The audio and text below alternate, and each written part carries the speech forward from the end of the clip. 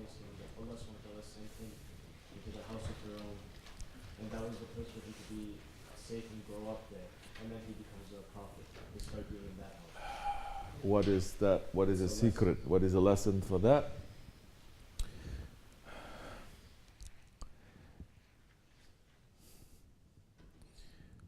So that Musa alayhi salam, later on, when he sees the Firaun and he calls the Firaun, he will know how to speak to the Firaun, and the Firaun will know who he is. Do you understand? You understand or you don't understand? It means that, now this is not a complete stranger, although he is. This is the person whom I loved, because Firaun was taking Musa alayhi salam as his son. The one that I trust. The one that I trust so much that he was running around. The one that I trust so much he was sitting on my throne. You understand? The meanings are endless. But then now, so that when Musa alayhi salam comes to Firaun, it is not between two strangers. It is not even between two, let's say, people who are enemies and completely opposite to each other. You understand? Because are they completely opposite to each other? They know each other. Especially with Musa alayhi salam, he knows. He says, I know you. I know you. I grew up with you. I know you. I know everything here. I know what is in your heart. I know what is in my head. Stop all this. Musa alayhi salam was saying that to him. The Firaun was very stubborn. Arrogance is one thing, but his stubbornness is more. Namrud is more arrogant. But Firaun is just very stubborn, and Musa alayhi salam says, I know you. Which was why Allah subhanahu wa ta'ala told his prophet to speak softly to him. Speak to him that his heart will soften. Don't come at him hard like this. Speak to him softly. You understand? So that maybe he will understand.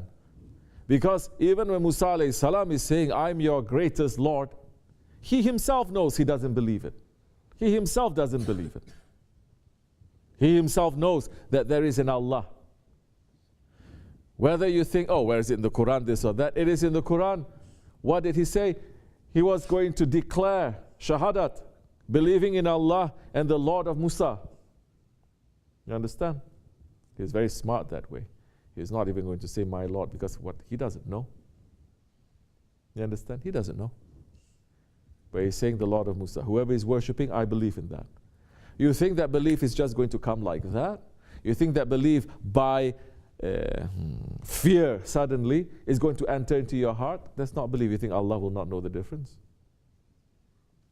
That has always been in his heart. But he's just very stubborn.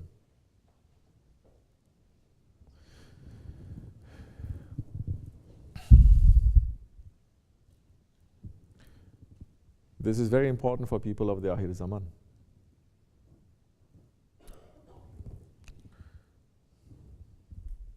Because for over 1,400 years, Islam did not spread by forcing. It will not work. It may work for one generation, 2 generations, they will kick it away. Don't you know? The British tried it. Don't you know? Everyone is trying it. They're forcing people to do, they're forcing them to change the language, to change everything. 1, 2, maybe 3 generations after that, they say, no, we have to go back. What was our origin? Why is this being put on us? Why are we being forced? No.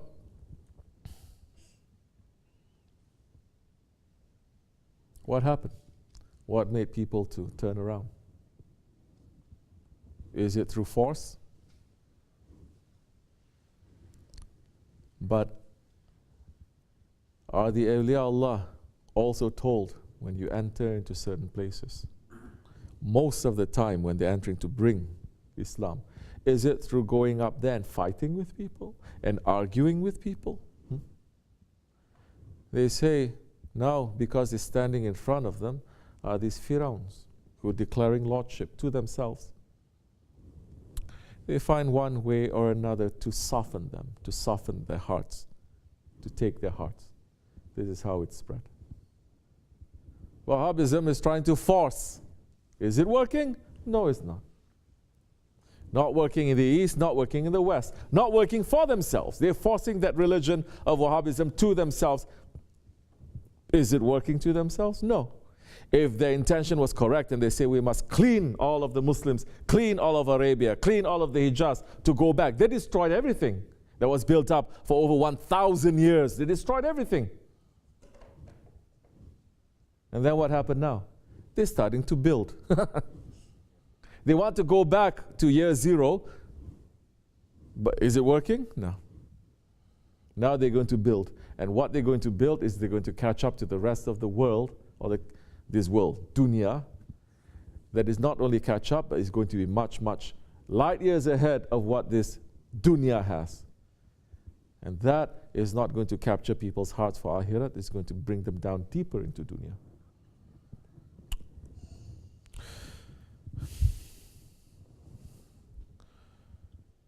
Never forget the Holy Prophet ﷺ.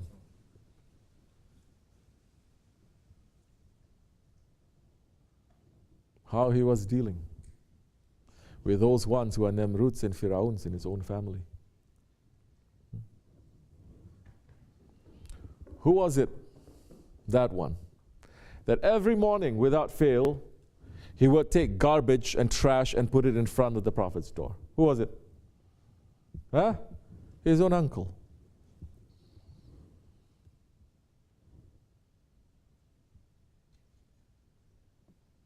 These stories, they are for fun. How are you going to feel? That's why sometimes, okay, they're putting garbage in my doorstep, right? Do you ever see me getting so upset? Say, wait, there's something there. Alhamdulillah. What? They're putting garbage in front of my house? It's what they did to the Prophet. Alhamdulillah. I must pray for that one who put the garbage there. Of course, some people say, oh, it shouldn't be. We're going to take pictures, show the FBI and da-da-da. I say, it's okay, a little bit, maybe. They're throwing garbage over here. You understand? This is how you're not going to take the anger that they put there to take it and to put it in your heart. What a privilege, what an honor it is that whatever Prophet went through, we're tasting a little bit. One day, he opened his door and there was no garbage. What did he do? Was he happy? No. He was sad. Do you know why he was sad? He knows this means something happened to him. He is sick. He sent someone to go to see him. He himself, he went. Are you okay? Saying. Yeah, one is saying, what's wrong with you? Every day I'm giving you headache. One day I don't give you headache and you come to me. He says, yes, you're my uncle. I'm still going to you. He never stopped. He didn't see the garbage, and then he said something must be wrong, and he went.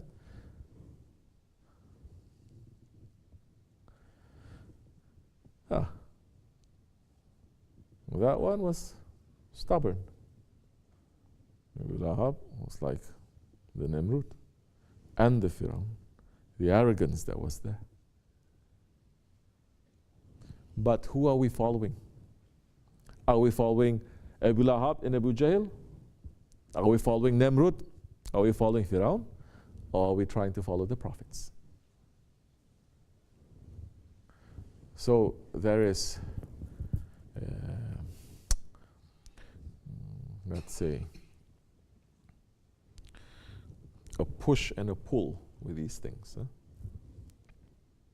You're saying something, how can someone put the garbage in there? Maybe you're pushed to be upset. But we're following awliya Allah. We're not following anything else or our ego. We must try to follow. Say, what would Shaykh Effendi do in this situation? How would he see this? What kind of sohbet he gave? How are we supposed to react? Then you're going to pull yourself back. At the very most, you're going to say, now this is making my heart now to jump a little bit. I get so angry. I shouldn't be. Because the one, when he has that kind of anger in his heart, the ones who has that kind of stubbornness or arrogance, that drunkenness in his heart, his faith is slowly leaving. And when the faith slowly leaves, you don't have too much intelligence. You don't know how to deal with it with intelligence. You will lose. You will lose. Because war is intelligence. Holy Prophet ﷺ saying is, war is trickery. It is strategy. It is not who is strong or who is weak. Correct or no? Now, we are declaring war against our own ego. It's not how strong or how weak you are. It's how intelligent you are. Whose intelligence you're going to use? You have to use the one that intelligence was created for, the Holy Prophet ﷺ. And follow his, what is, then you're going to have a little bit of a taste of that intelligence. Once you have a taste of that intelligence, you say, this is great. It's so easy. It makes me feel more alive. I must look for more. I must look for more. So inshallah, this lesson for us. Aren't we living in the house of Firaun now? Are we doing that?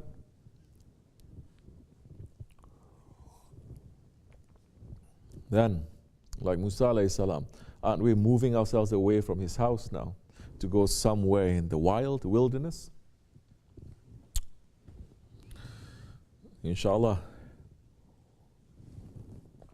may it be pleasing to them. Fatiha.